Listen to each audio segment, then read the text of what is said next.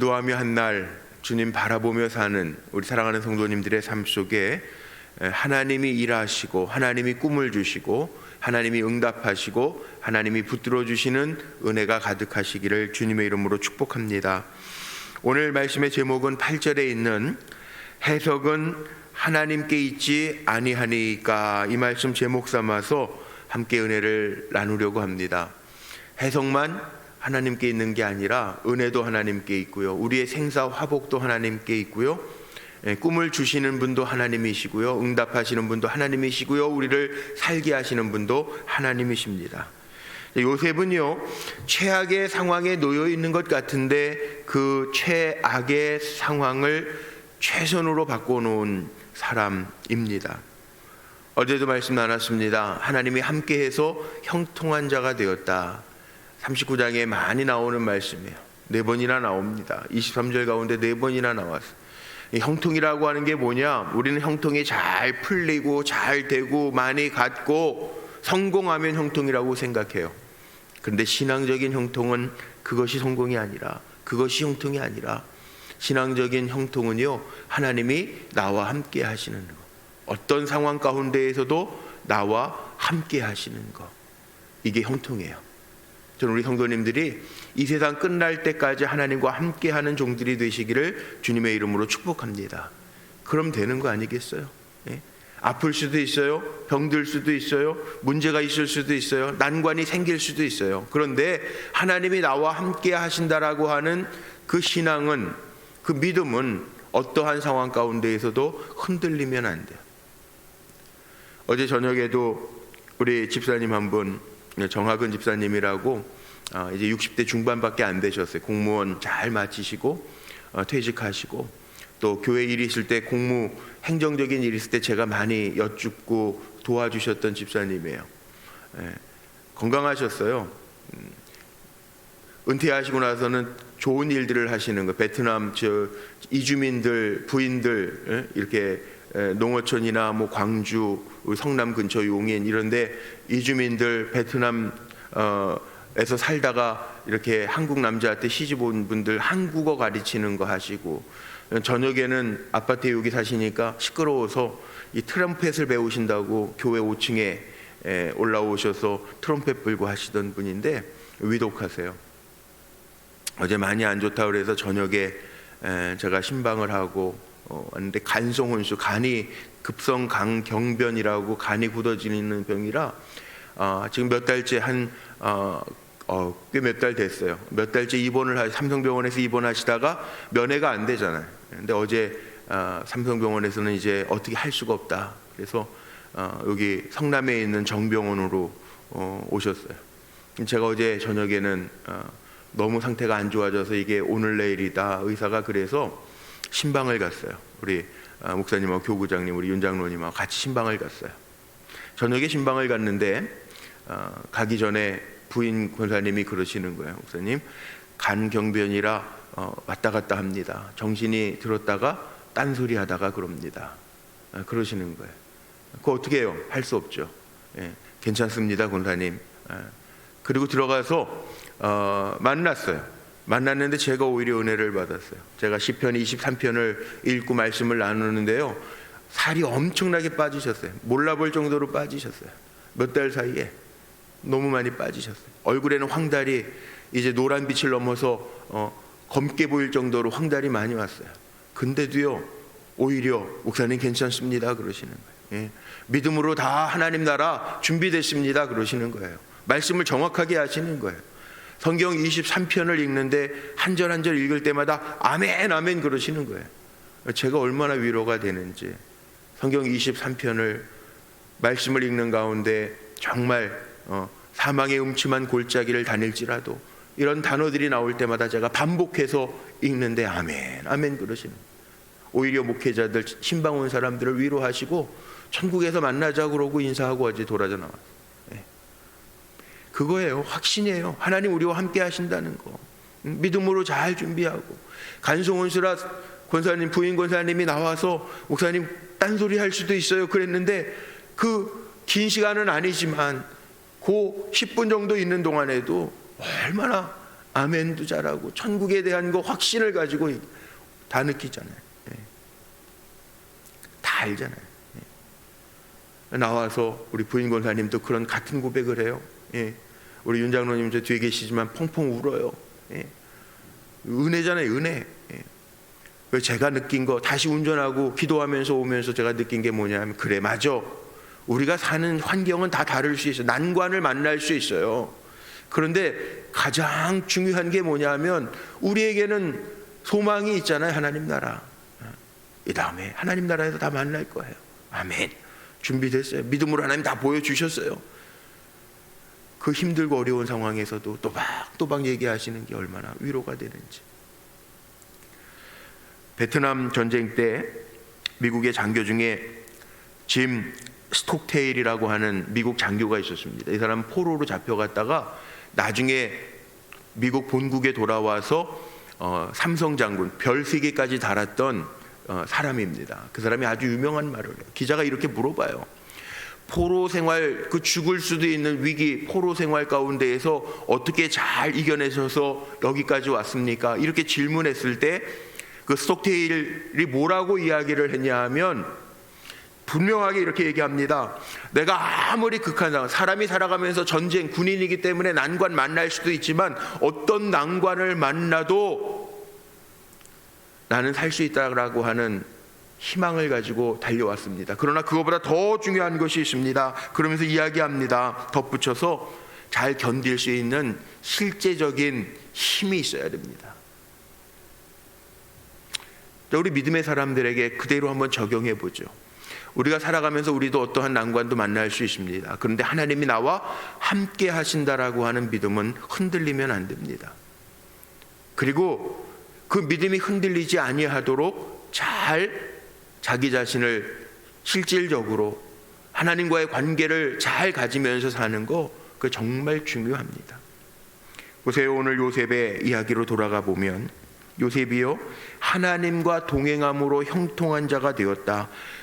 보디발 장군의 집에 있어서도 죄짓지 아니하고 하나님 앞에 내가 어떻게 큰 악을 저지를 수 있겠느냐. 이게 요셉의 이야기예요. 옥중에 갇혔습니다. 그런데 옥중에 갇혀서도 간수장이 요셉에게 모든 것을 맡겼습니다. 하나님이 간수장에게 은혜를 받게 하셨고 요셉의 손에 맡길 수 있게 하셨습니다. 그건 요셉이 하나님 앞에 그만큼 믿음으로 잘 섰기 때문에 그런 거죠.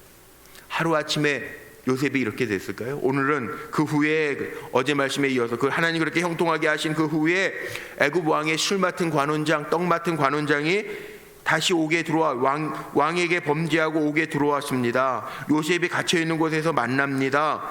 그리고 꿈을 꾸는데 그 꿈의 해석을 요셉이 해줍니다.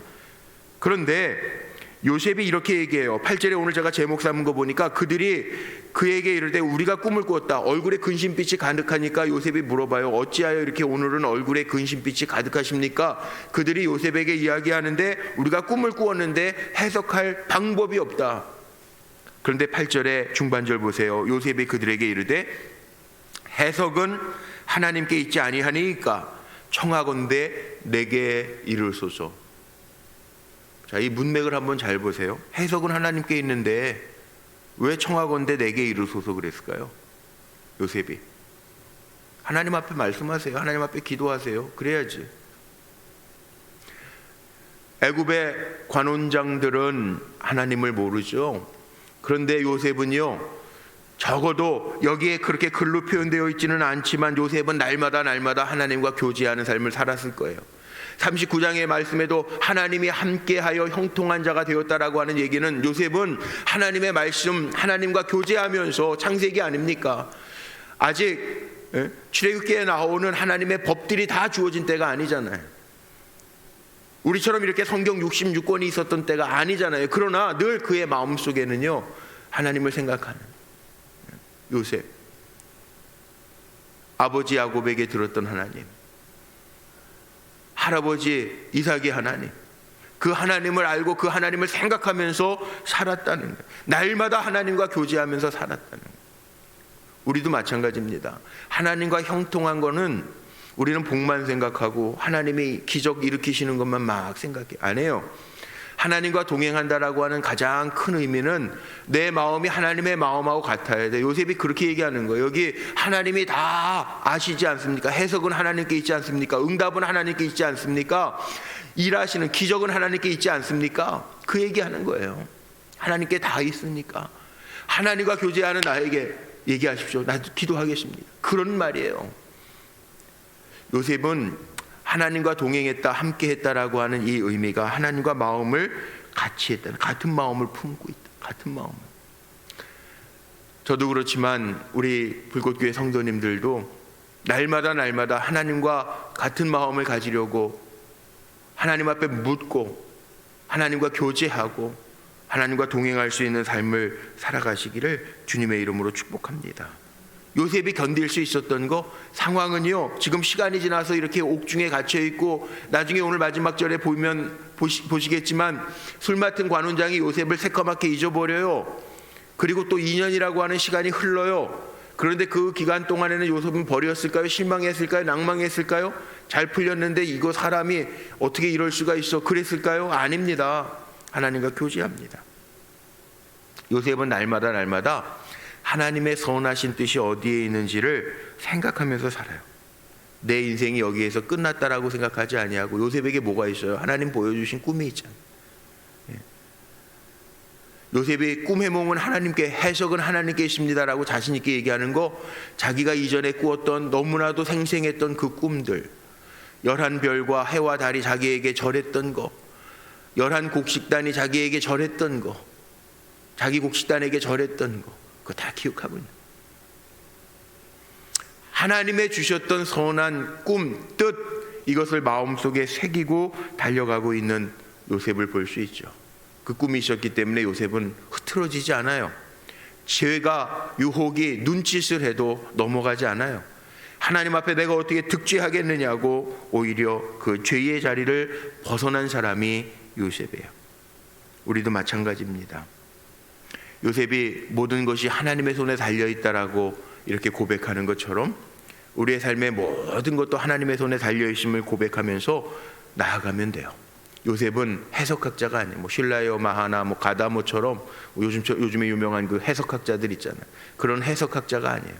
요셉은 어디에서 왔습니까? 하나님의 주신 지혜, 하나님과 늘 교제하는 가운데 하나님이 주신 뜻, 응답, 하나님의 일하심을 선포해요. 자, 두 가지로 선포를 합니다. 술 맡은 관원장이 꾼 꿈도 정확하게 해석해내고, 떡 맡은 관원장이 꾼 꿈도 정확하게 해석을 해요. 그래서 술 맡은 관원장은 복직이 되고 떡 맡은 관원장은 3일 후에 죽습니다. 하나님의 심판이 분명히 있습니다. 우리는 이 요셉의 꿈 해몽을 통해서요, 살아가면서 정말 우리가 어떻게 살아야 될지도 잘 판단해야 돼요. 성경이 가끔 우리 성경을 읽으면서 아주 대조적으로 너무나도 쉽게 구별하시는 이야기들이 있어요.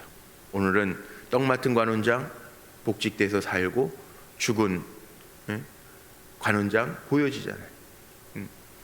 이 관원장, 두 관원장의 이야기를 통해서 우리는 하나님 앞에 어떻게 살 것인가를 결단하라는 얘기예요. 요셉처럼 하나님 앞에 어떻게 살 것인가?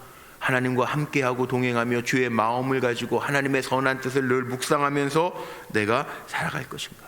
아닌가? 사람은 잊을 수도 있어요. 오늘 말씀해 보세요.